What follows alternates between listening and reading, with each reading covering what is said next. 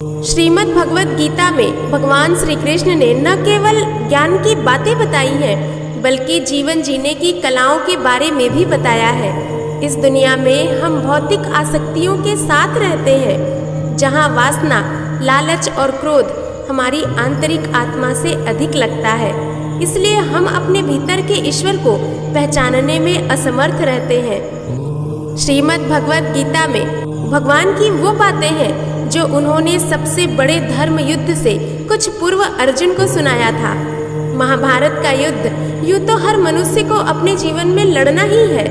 यह युद्ध क्षेत्र मनुष्य का शरीर होता है, जिसमें पांडवों के समान पुण्य विचार और कौरवों के समान कलुषित विचार आमने सामने होते हैं। भगवत गीता स्वयं भगवान के मुख से गाया गया गीत है, इसलिए इसका नाम श्रीमद् भगवत गीता है। जब भगवान श्री कृष्ण ने इस उपदेश को अर्जुन को दिया था, तब ये वो समय था जब धर्म का कई बार उल्लंघन हुआ। ईश्वर का भय लोगों के मन और हृदय से निकल गया था। लालच के वशीभूत होकर एक भाई दूसरे भाई का शत्रु बन गया था। एक विवाहित स्त्री को भरी सभा में नग्न करने का प्रयत्न कर अपमानित किया गया। पूरी मानव जाति से पूरा ब्रह्मांड कलुषित होता उसके पहले भगवान श्री कृष्ण ने धर्म युद्ध से कुछ समय पूर्व मनुष्य जाति के कल्याण के लिए गीता का ज्ञान दिया।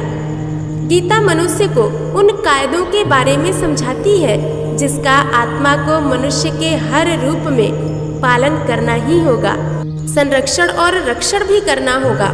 और इन्हीं कायदों की बुनियाद को तब परखा जाएगा जब आत्मा शरीर त्याग देगी।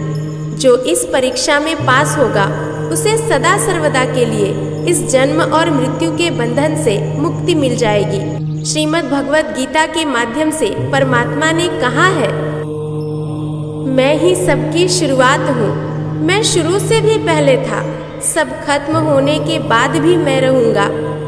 सब मुझ में है, मैं सब में हूँ। जो भी तुम छू सकते हो, देख सकते हो, चख सकते हो या सूंघ सकते हो, वो सब मैं हूँ।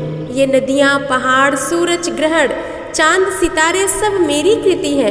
मैंने ही देव, दानव, भूत, पिशाच, नर, किन्नर बनाए हैं। मैं सर्वव्यापी हूँ, सब में रहता हूँ, सब में मैं हूँ। मैं ही मैं हूँ, तुम भी मैं ही हूँ। मैं ही ब्रह्मा बनकर सब बनाता हूँ और रुद्रा बनकर सब मिटाता हूँ। मैं ये सृष्टि यूं ही बनाता और मिटाता रहूँगा, जिससे आत्माओं को मोक्ष मिल सके, जिससे आत्मा हमेशा परमात्मा के साथ रह सके। मैंने ही प्रकृति का निर्माण किया। इसका निर्माण 5 तत्वों हवा, अग्नि, जल, पृथ्वी, ईथर से किया, जिन्हें सूंघकर, चखकर, देखकर, छूकर जान सकते हैं। परंतु परमात्मा को 5 इंद्रियों से समझा नहीं जा सकता। आत्मा इन 5 इंद्रियों के साथ उसी प्रकार है जैसे लोहे का रोबोट, जिसे अपने बनाने वाले का कोई पता नहीं होता। अपना विराट रूप दिखाने के लिए भगवान कृष्ण ने भी अर्जुन को दिव्य नेत्र दिया था।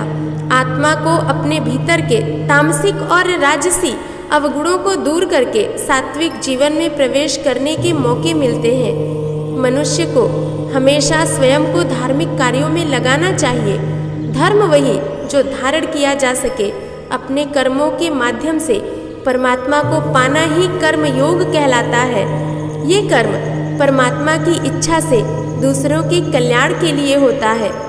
मानव जाति के कल्याण के लिए वाल्मीकि ने रामायण की रचना की। श्रवण ने माता पिता की सेवा और 4 धाम की यात्रा करवाई। मनुष्य अपनी आस्था, श्वसन क्रिया, आसन, अभ्यास, साधना, तपस्या से परमात्मा को योग से पा लेता है। योग को समझने के लिए चक्र और कुंडलिनी को जागृत करना पड़ेगा। ध्यान के द्वारा भी आत्मा परमात्मा से योग लगा सकती है।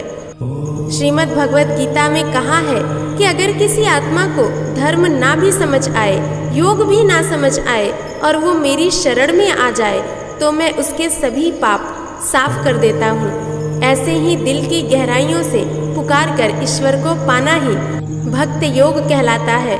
जब आत्मा धर्म का उल्लंघन कर गलत मार्ग पर निकल पड़े तब उसे सही राह पर लाने के लिए परमात्मा खुद किसी न किसी रूप में जन्म लेते हैं।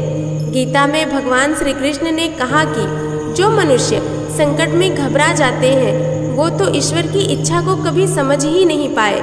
संकट समस्या नहीं है, बल्कि संकट का जन्म तो एक अवसर का जन्म है। अपने विचारों को ऊंचाई तक पहुंचाने का अवसर है। अपनी आत्मा को बलवान और ज्ञान मंडित बनाने का अवसर है। जो इसे समझ लेता है उसके लिए कोई भी परिस्थिति संकट नहीं है, परंतु जो इसे समझ ही नहीं पाता वो तो स्वयं एक संकट है। श्रीमद् भगवत के गीतों को हम पढ़कर अपने जीवन को सही राह सही मार्ग में ला सकते हैं।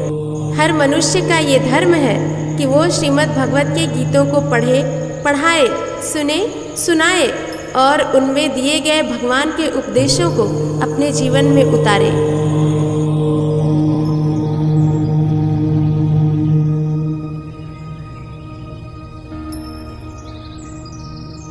Oh